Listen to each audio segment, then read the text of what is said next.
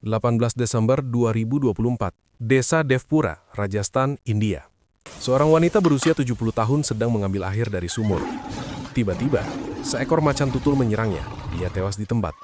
Lehernya tercabik. 2 hari kemudian, desa yang sama, seorang pria diserang saat pulang dari ladang. Kritis. Warga panik. Mereka minta pemerintah turun tangan. Dan pemerintah datang. Tapi bukan untuk membunuh macan tutul itu. Mereka datang untuk menangkap dan melepaskannya lagi di hutan yang lebih jauh. Loh, kok bisa? Kenapa nggak dibunuh aja? Karena di India, hukumnya jelas. Membunuh predator dilindungi bisa kena penjara 3 tahun. Atau denda ratusan juta rupiah. Bahkan kalau nyawa manusia jadi taruhannya. India punya fenomena yang nggak ada di negara manapun. Harimau, singa, macan tutul. Hidup berdampingan dengan manusia di area yang sama. Bukan di kebun binatang, bukan di suaka marga satwa yang terisolasi. Mereka hidup bebas, masuk desa, lewat kampung, bahkan tidur di pinggir rumah warga. Dan setiap tahun, ratusan orang mati diserang. Anak-anak, petani, wanita yang cuma ngambil air.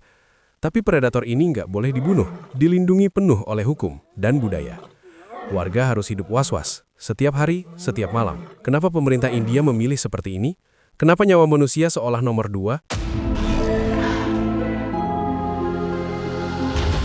Halo semuanya, di sini Ini Aneh, channel yang menjelajahi hal-hal paling unik dan misterius di seluruh dunia.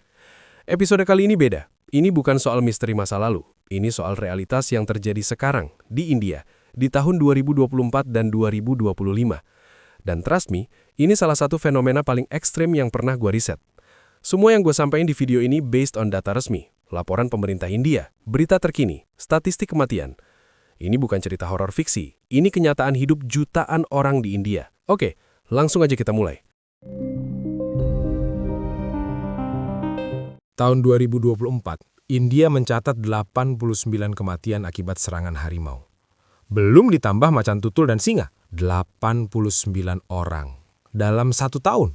Itu rata-rata 7-8 orang per bulan. Waduh, gua heran. Ini angka resmi dari National Tiger Conservation Authority. Pemerintah India sendiri yang ngasih data ini. Sekarang kita breakdown per jenis predator. Harimau Bengal. Total populasi sekitar 3.000 sampai 3.500 ekor di seluruh India.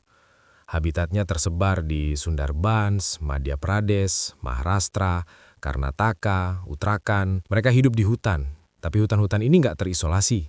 Di sekitarnya ada desa, ladang, pemukiman. Jarak antara hutan dan rumah warga kadang cuma beberapa ratus meter. 18 September 2024, Kabir Nagar, Uttar Pradesh, seorang petani bernama Ramesh Kumar diserang harimau saat bekerja di ladangnya. Jam 6 pagi, masih gelap. Harimau muncul dari semak-semak. Ramesh tewas di tempat. Lehernya patah. Warga panik. Mereka berkumpul, minta pemerintah bertindak. Dan pemerintah datang. Tapi bukan buat bunuh harimau itu. Mereka pasang kamera jebakan, coba identifikasi harimau mana yang nyerang, terus tangkap dan relokasi. Prosesnya berminggu-minggu. Sementara warga tetap was-was setiap hari. Sekarang macan tutul, leopard. Ini yang paling sering nyerang manusia. 2024 tercatat 349 kematian akibat serangan macan tutul. Jauh lebih banyak dari harimau. Gila sih ini. Hampir 1 orang per hari. 18 Desember 2024, Devpura, Rajasthan.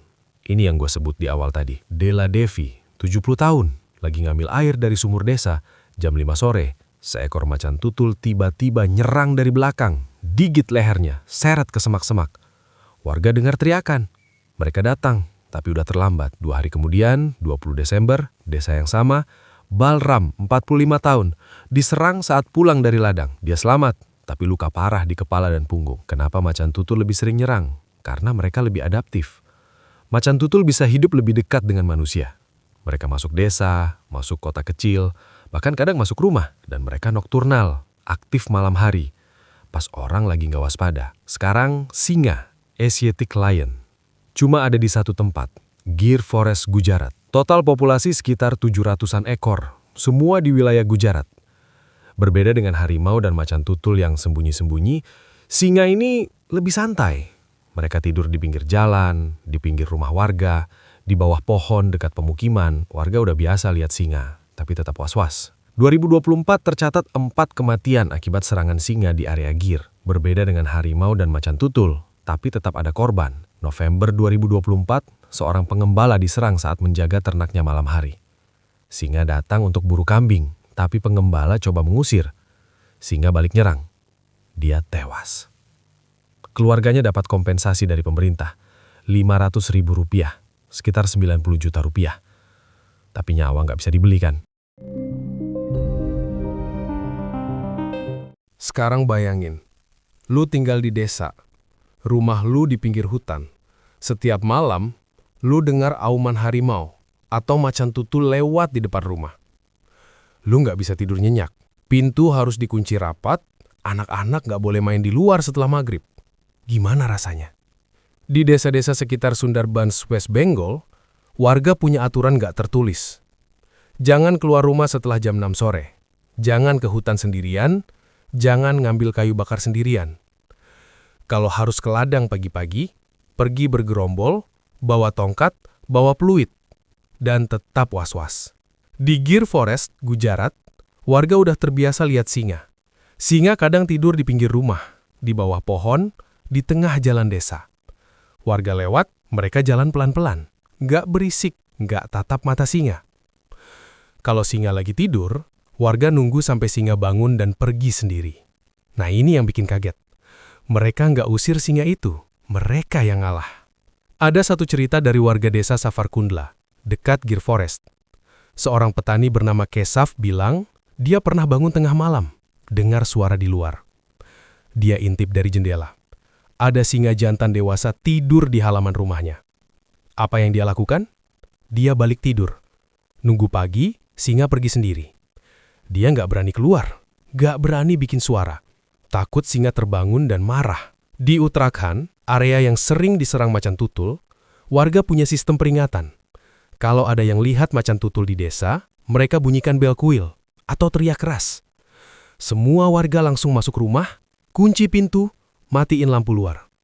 Anak-anak yang lagi main langsung ditarik masuk, dan mereka tunggu sampai macan tutul pergi. Untuk anak-anak, ini yang paling bahaya. Macan tutul sering target anak-anak, karena ukurannya kecil, lebih mudah diburu. 2024, puluhan anak tewas diserang macan tutul. Banyak yang diserang saat main di luar rumah atau jalan ke sekolah. Maret 2024, desa di Uttarakhand.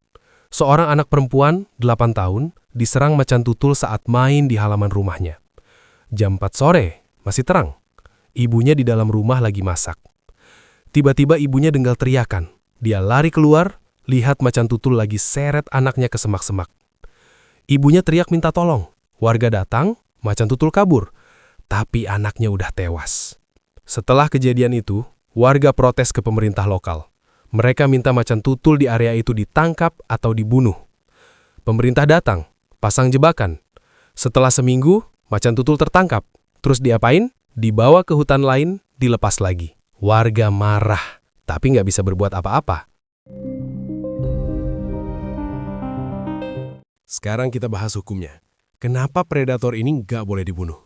Wildlife Protection Act 1972, Undang-Undang Perlindungan Satwa Liar India. Undang-undang ini dibuat setelah populasi harimau Bengal turun drastis. Dari puluhan ribu di awal 1900-an, jadi cuma sekitar 1.800-an di tahun 1970-an. Pemerintah India panik. Mereka takut harimau punah. Jadi, mereka buat undang-undang yang melindungi harimau. Dan juga singa, macan tutul, dan predator lainnya. Isi undang-undangnya jelas. Membunuh, melukai, atau menangkap harimau tanpa izin pemerintah adalah kejahatan serius. Hukumannya apa? Penjara minimal 3 tahun, maksimal 7 tahun, atau denda hingga Rp25.000, sekitar 4,5 juta rupiah. Tapi di prakteknya, hukuman bisa lebih berat, terutama kalau ada bukti perdagangan bagian tubuh hewan. Sekarang pertanyaannya, gimana kalau predator itu nyerang manusia? Apa tetap nggak boleh dibunuh? Jawabannya, tetap nggak boleh, kecuali dalam kondisi ekstrim. Undang-undangnya bilang, hewan cuma boleh dibunuh kalau hewan itu terbukti man-eater, udah bunuh banyak orang dan terus memburu manusia. Semua upaya penangkapan udah gagal. Ada izin resmi dari Chief Wildlife Warden. Prosesnya bisa berminggu-minggu, bahkan berbulan-bulan. Sementara warga tetap dalam bahaya. Ada satu kasus terkenal, Tigris Avni, tahun 2018. Seekor harimau betina di Maharashtra. Dia terbukti bunuh 13 orang dalam 2 tahun. Pemerintah coba tangkap berkali-kali, gagal semua. Harimau ini terlalu pintar. Akhirnya, setelah protes warga yang masif, pemerintah kasih izin untuk ditembak mati. November 2018, Afni ditembak, tewas. Tapi keputusan ini kontroversial banget. Aktivis hak hewan protes keras. Mereka bilang, ini pembunuhan. Loh, kok bisa? Harimau udah bunuh 13 orang tapi tetap dibela. Ini yang bikin fenomena India unik. Di satu sisi, ada warga desa yang hidup dalam ketakutan. Mereka kehilangan keluarga, anak-anak mereka diserang. Di sisi lain, ada aktivis konservasi dan pemerintah yang bilang harimau lebih penting. Populasinya terbatas. Kalau kita bunuh terus, mereka punah. Dan yang di tengah, warga desa yang gak punya pilihan. Sekarang, aspek budaya. Ini penting, tapi gua nggak akan ceramah panjang. Di India mayoritas penduduk Hindu, dan dalam ajaran Hindu ada konsep ahimsa, non-violence, tidak menyakiti makhluk hidup. Hewan, termasuk predator, dianggap bagian dari alam yang harus dihormati. Bukan berarti mereka disembah, tapi membunuh hewan, apalagi yang dilindungi, dianggap dosa. Harimau punya tempat khusus dalam mitologi Hindu. Dewi Durga, salah satu dewi penting, sering digambarkan naik harimau. Jadi harimau punya simbol kekuatan, keberanian, dan perlindungan ilahi. Membunuh harimau bukan cuma melanggar hukum, tapi juga tabu kultural. Tapi bukan berarti semua warga India setuju dengan kebijakan ini. Banyak warga desa, terutama yang sering diserang, frustrasi. Mereka bilang, nyawa manusia kok nomor 2? Tapi mereka nggak berani protes keras, karena takut dikecam atau bahkan ditangkap.